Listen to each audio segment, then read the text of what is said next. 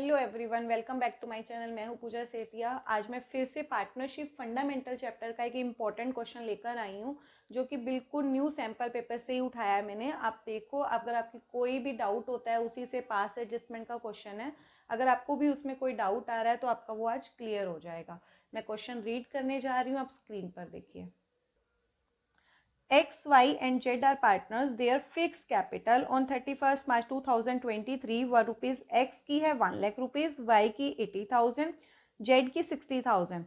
After distributing profits for the year 2022-23 in the ratio of 3:1:1, it was noticed that उन्होंने ये notice किया कि number 1 पे उन्होंने बोला है कि जो इंटरेस्ट ऑन कैपिटल था was credited at the rate of 10% per annum instead of 8% per annum. मतलब 8% की बजाय इन्होंने 10% दे दिया, मतलब 2% ज़्यादा दे दिया।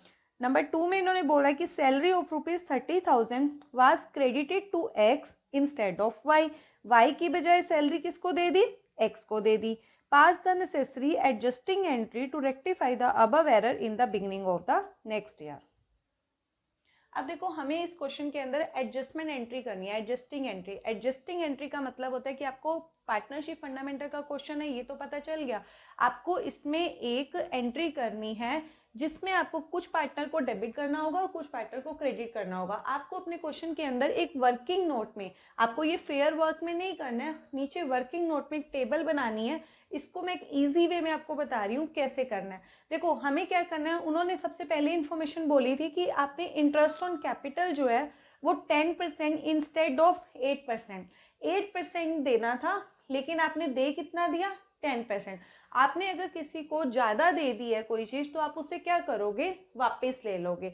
पास एडजस्टमेंट का मतलब भी यही होता है कि अगर आपने किसी को कुछ गलत दे दिया है तो उसे पहले वापस ले लो, और अगर आपने किसी को कुछ देना भूल गए हो किसी पार्टनर को, तो उसको दे दो। तो ये जो टेबल होती है वो पार्टनर्स और फर्म को ध्यान में रखते हुए हम बनाते हैं। तो हम क्या करेंगे, देखो सिंपल सी चीज़ है।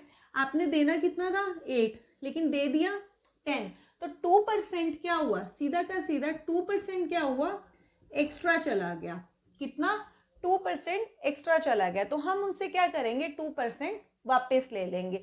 जब हम पार्टनर से वापस लेंगे तो उनका पार्टनर कैपिटल अकाउंट नेगेटिव हो जाएगा। मतलब जब हम किसी पार्टनर से वापस लेते हैं तो माइनस हो जाता है, और जब किसी पार्टनर को हम कुछ देते हैं तो वहां पर टेबल में प्लस हो जाता है। हम क्या करेंगे, देखो ये एक्स का कॉलम, ये वाई का कॉलम, और ये जेड का कॉलम, और ये किसका बना देंगे?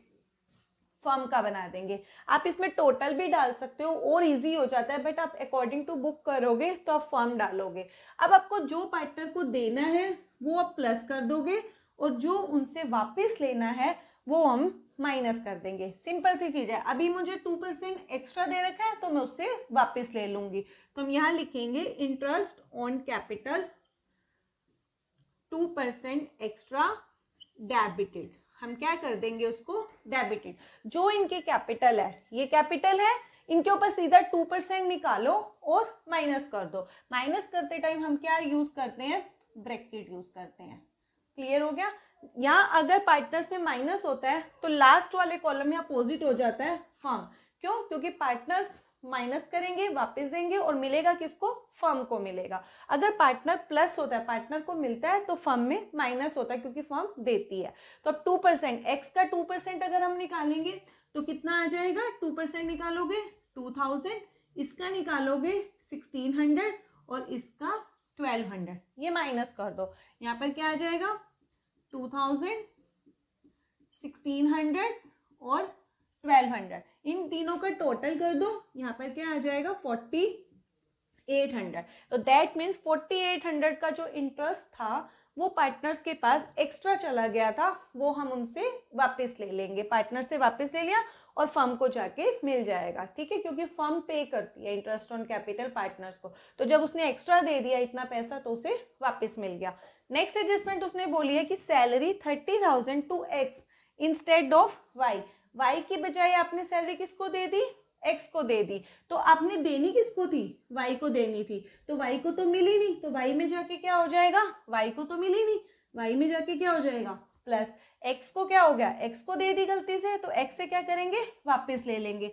तो x में क्या हो जाना चाहिए, माइनस हो जाना चाहिए। बस इसमें क्या करोगे, x में 30,000 माइनस कर दो, क्योंकि इसको नहीं देनी थी, देनी किसको दी, y को। इसमें जाके क्या कर दो, प्लस कर दो। यहां आगे लिख देंगे salary wrongly credited in x।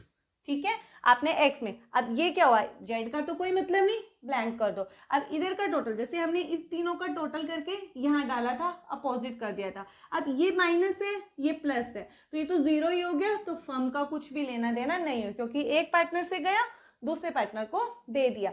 अब हम क्या करेंगे, बस दो ही एडजस्टमेंट थी, पार्टनर से जो भी लेना था ले लिया और जो देना था दे दिया। अब हम क्या करेंगे, इन सबको पहले टोटल कर लेंगे।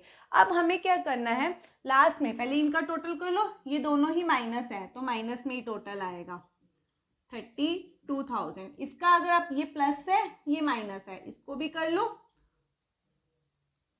इसका प्लस में टोटल आया, इसका नेगेटिव में आया। क्लियर, इसका क्या आया, प्लस में। लास्ट में जो भी टोटल आपका अगर पॉजिटिव आता है, ठीक है, तो आप उनको उनकी रेशो में डिवाइड कर दोगे। क्या कर दोगे, रेशो में डिवाइड कर दोगे।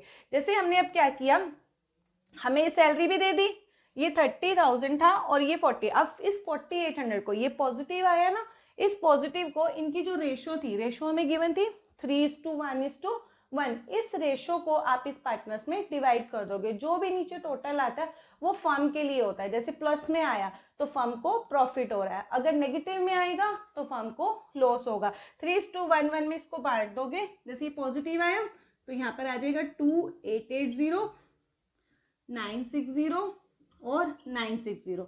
और यहाँ पर जैसे अब यहाँ पे पॉजिटिव है तो इधर क्या कर दोगे, इसको नेगेटिव। लास्ट में बस टोटल अपोजिट होना चाहिए। जैसे यहाँ पे सारा नेगेटिव था तो ये प्लस हो गया, इधर कुछ बचा नहीं, इधर तो सारा ये 4800 इसी का ही टोटल आएगा अगर आप इसको एडजस्ट करते हो। अब इसका टोटल सारा पॉजिटिव था तो इधर क्या आ जाएगा, नेगेटिव आ जाएगा, ये जीरो हो गया। अब इनको क्या करोगे, सबको बैलेंस टोटल कैलकुलेशन करोगे। अब यहाँ पे हमने पॉजिटिव बांटा था ना, तो आपको यहाँ पे लिखना पड़ेगा profit divided in 3:1:1 by firm. ठीक है, अब इसको आप कैलकुलेट करोगे।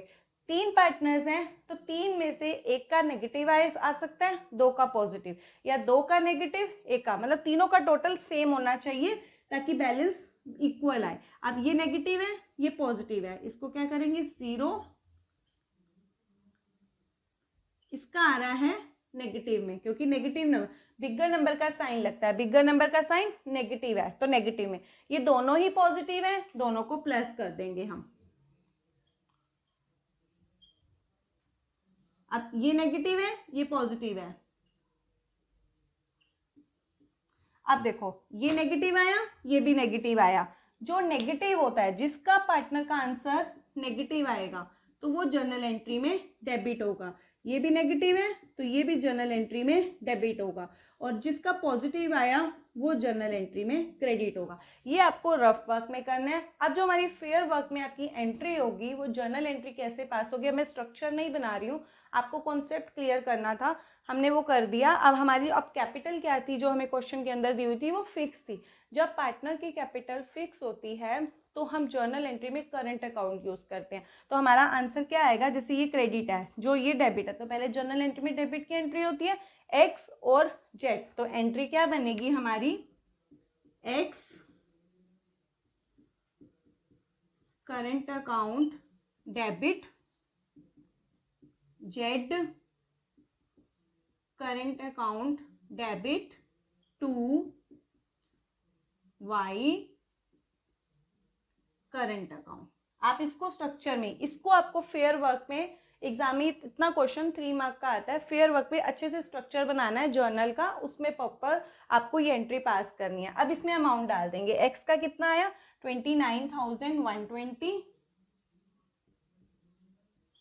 और जेड का कितना है 240, और इन दोनों का टोटल आएगा 29,360। यहाँ नरेशन लिख दोगे, एडजस्टिंग एंट्री